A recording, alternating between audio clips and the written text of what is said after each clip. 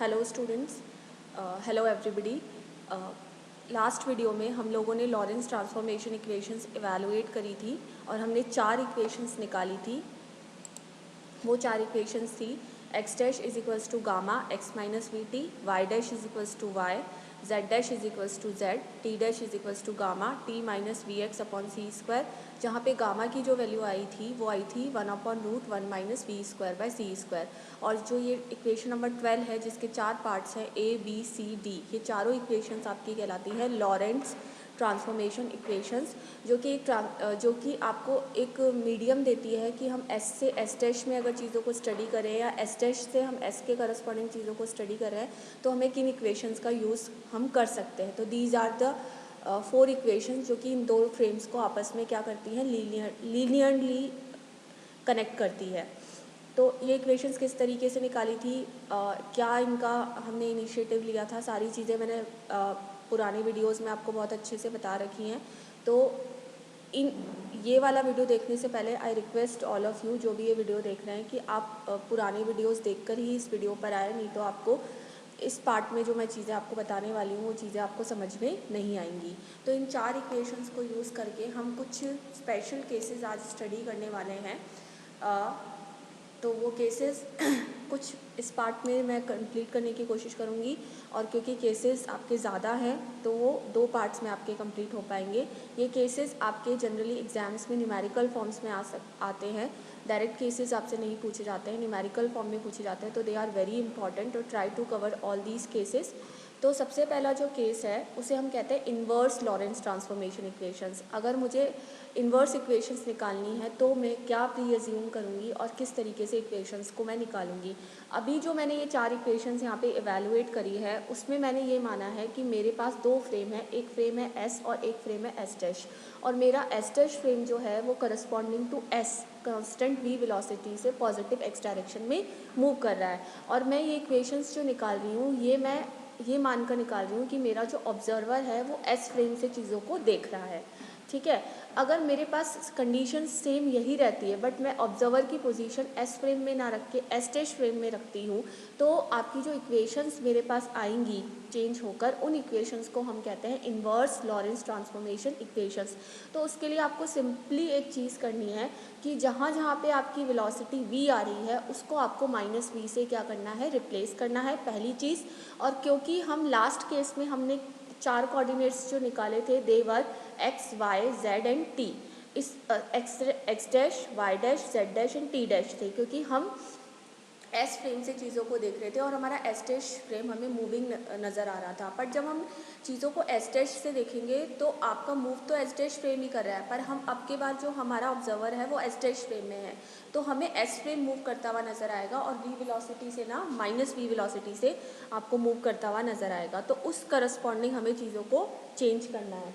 ठीक है, तो हमारे पास जो इक्वेशंस आएंगी वो x dash y dash z dash और टी डैश के फॉर्म में नहीं, वो इक्वेशंस आएंगी एक्स वाई जेड और टी के फॉर्म में।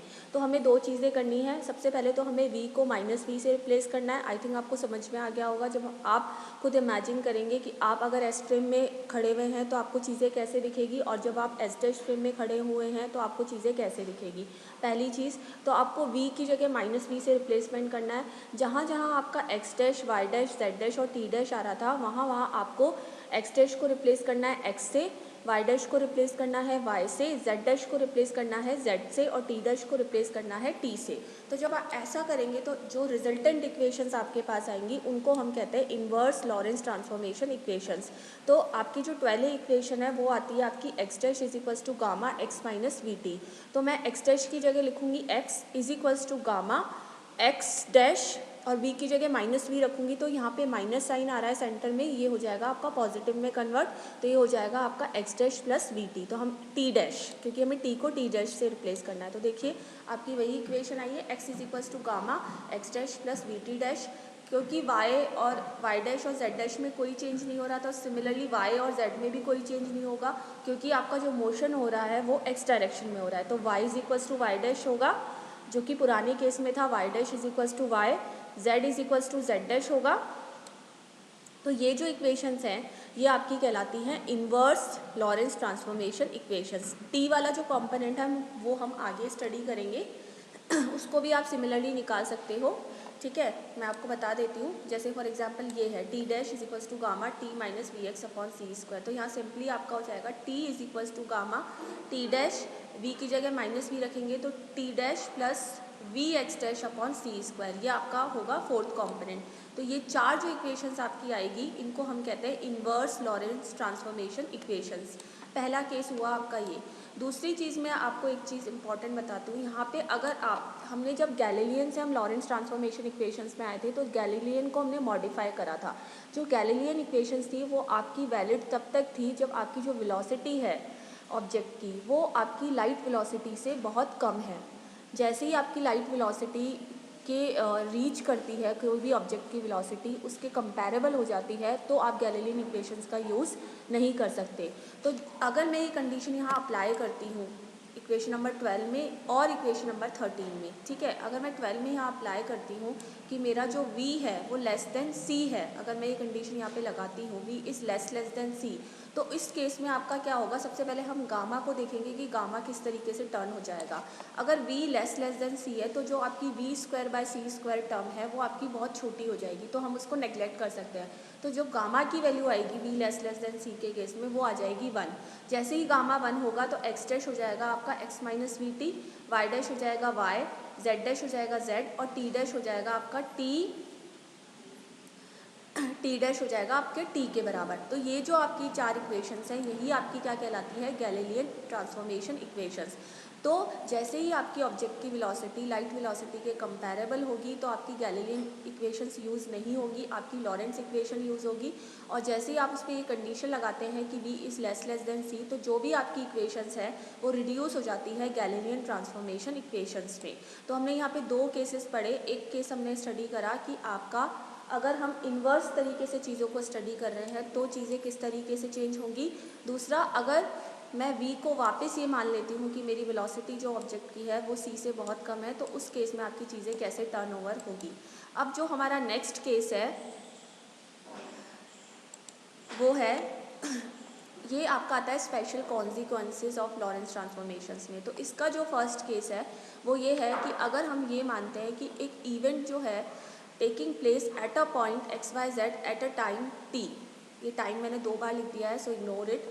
तो अगर मेरा कोई इवेंट है वो आपका एक्स वाई जेड पोजीशन उसकी है और वो टी टाइम पे आपका अकर कर रहा है, does a point in the space time complex x y z t is an event. मतलब आपका कोई भी, अगर आपका कोई इवेंट जो कि अगर मुझे किसी इवेंट के कोऑर्डिनेट्स बताने हैं स्पेस टाइम कोऑर्डिनेट सिस्टम में तो उस इवेंट के कोऑर्डिनेट आप कैसे बताओगे। सबसे पहले आप ये देखोगे कि जो भी आपका ऑब्जेक्ट है या जिस जगह भी आपका इवेंट हो रहा है वो उसके पोजीशन कोऑर्डिनेट्स क्या हैं और वो किस पर्टिकुलर टाइम पर हो रहा है।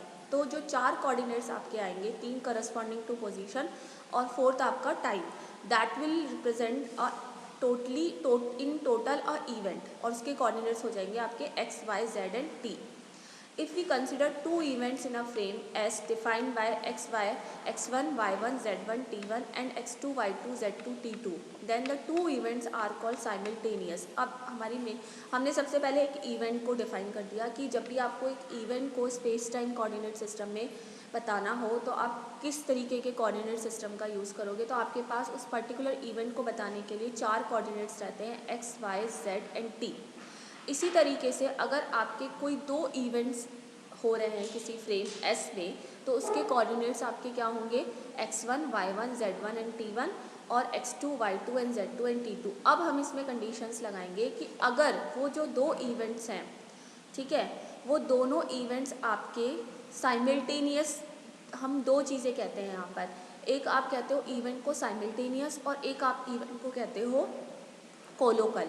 ठीक है, तो साइमल्टेनियस इवेंट कब कहलाएगा और कोलोकल इवेंट कब कहलाएगा वो चीज़ें यहाँ पे बताई गई हैं।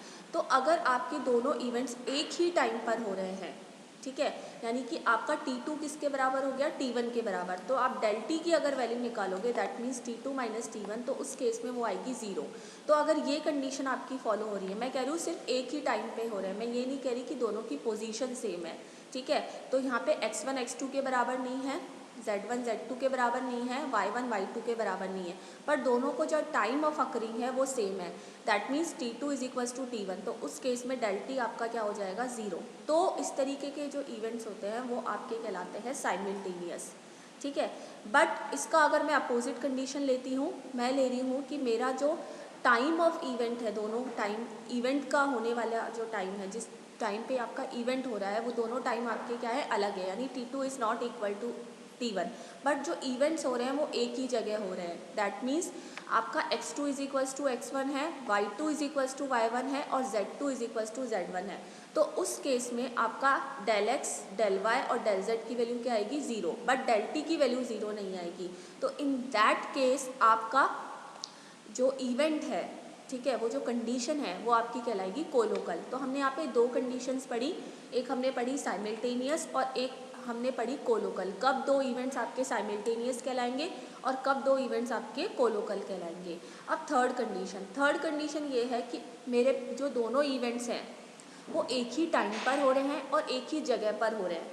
यानी कि T2 is equals to T1 है, x2 is equals to x1 है, y2 is equals to y1 है और z2 is equals to z1 है। तो उस केस में आपका del x, del y, del z और डेल t चारों ही चीज़ें, चारों ही डिफरेंसेस आपके क्या होंगे 0 के बराबर होंगे। तो उस पर्टिकुलर कंडीशन को हम कहते हैं कोइंसिडेंट, मतलब आपके दोनों इवेंट्स आपस में क्या करेंगे, कोइंसाइड करेंगे। जैसे हमने जब यहाँ पे लॉरेंस ट्रांसफॉर्मेशन इक्वेशंस निकालना शुरू करा था, तो हमने ये माना था कि आपके दोनों फ्रेम्स स्टार्टिंग में आपके उनके दोनों के ओरिजिन आपस में क्या कर रहे हैं, मर्ज कर रहे हैं, और वो टाइम आपका है 0। या हम ये भी कह सकते हैं कि T2 is equals to T1। तो वो पर्टिकुलर कंडीशन पे आपके दोनों फ्रेम्स जो थे वो आपस में कोइंसाइड कर रहे थे। तो यही वाली चीज़ यहाँ पर बताई गई है। तो तीन चीज़ें हमने पढ़ी, एक हमने पढ़ा साइमल्टेनियस, एक हमने पढ़ा कोलोकल और एक हमने पढ़ा कोइंसिडेंट। ये तीनों चीज़ें मैंने यहाँ पे एक्सप्लेन कर दी है। I will read it out once for you.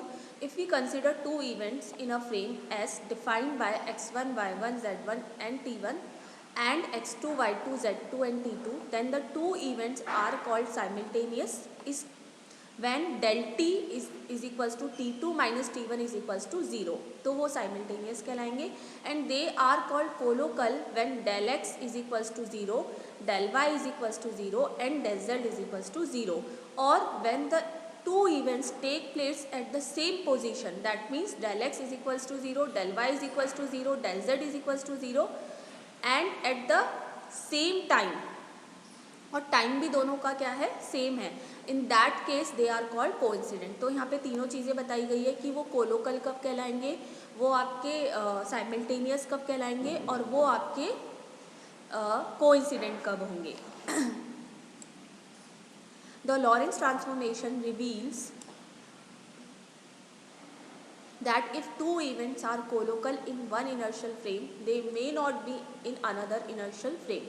अब हम बात करते हैं दो फ्रेम की। अभी हमने जो दो इवेंट्स की बात करी वो मैंने एक ही फ्रेम में बात करी है। अब मैं इनको दोनों फ्रेम में बात करती हूँ कि लॉरेंस ट्रांसफॉर्मेशन इक्वेशंस ने हमें ये बताया, जब हमने इक्वेशंस को यहाँ पे रखा, सब्सटीट्यूट करी हमने वैल्यूज़ लॉरेंस ट्रांसफॉर्मेशन इक्वेशन से, तो हमने ये देखा कि अगर एक फ्रेम में दो इवेंट्स आपको कोलोकल दिख रहे हैं, यानी वो एक ही पोजीशन पे होते हुए दिख रहे हैं, तो ज़रूरी नहीं है कि वो आपको दूसरे फ्रेम यानी कि एस्टेश फ्रेम में भी एक पोजीशन पर होते हुए दिखाई दे। इस चीज़ को हम कहते हैं रिलेटिविटी ऑफ कोलोकैलिटी। इसी तरीके से if two events are simultaneous in one inertial frame, they may not be observed at the same time in another inertial frame. इसी तरीके से अगर मुझे दो इवेंट्स एक पर्टिकुलर फ्रेम में एक ही टाइम पर होते हुए नज़र आ रहे हैं, तो ज़रूरी नहीं है वो मुझे दूसरे फ्रेम में एक ही टाइम पर नज़र आएँ। दैट मीन्स ये आपकी कहलाती है रिलेटिविटी ऑफ साइमल्टेनिटी।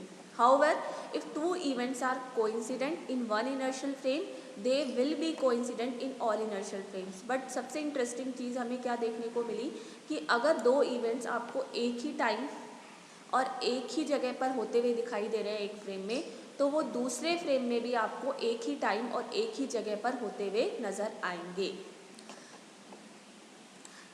और इसको हम प्रूव भी कर सकते हैं। अगर आपके एग्ज़ाम में ये चीज़ आती है प्रूव करने के लिए, तो हम क्या करें, यहाँ पे देखिए हमारे पास जो इक्वेशंस हैं, अगर मैं उनको डिफरेंस के फॉर्म में निकालती हूँ तो वो होगी आपकी del x dash is equals to gamma del x minus v del t, del y dash is equals to del y, del z dash is equals to del z and del t dash is equals to gamma del t minus v upon c square del x. ये मेरे पास 4 equations आई Lorentz transformation equations के form में। Obviously for colocal events, अगर मैं events को कोलोकल कह रही हूँ, ठीक है, इन एस, एक फ्रेम एस में, that means del x del y del z zero है, बट डेल टी आपका ज़ीरो नहीं है क्योंकि आपके इवेंट्स क्या हैं, कोलोकल है। अगर मैं ये चीज़ें यहाँ पे सब्सटीट्यूट करती हूँ, that is in equation number 14A, 14B, 14C and 14D, तो मेरे पास del x del y del z zero है। तो यहाँ पे अगर मैं डेल एक्स ज़ीरो करती हूँ, ठीक है, तो मेरा डेल एक्स डैश ज़ीरो नहीं हो रहा है, ठीक है।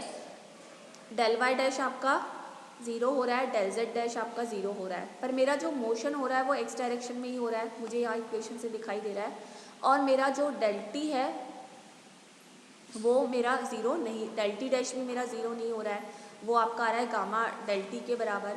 तो आपको यहाँ से दिख रहा है since del x dash del y dash, अगर आपको इवेंट्स को कोलोकल कहना है, ठीक है, दूसरे फ्रेम में, तो उस केस में आपका क्या होना चाहिए, डेल टी तो हम देखेंगे ही नहीं, हमारी चीज़ क्या ज़ीरो होनी चाहिए, मेरा डेल एक्स डैश ज़ीरो होना चाहिए, डेल वाई डैश ज़ीरो होना चाहिए, डेल जेड डैश ज़ीरो हो रहा है।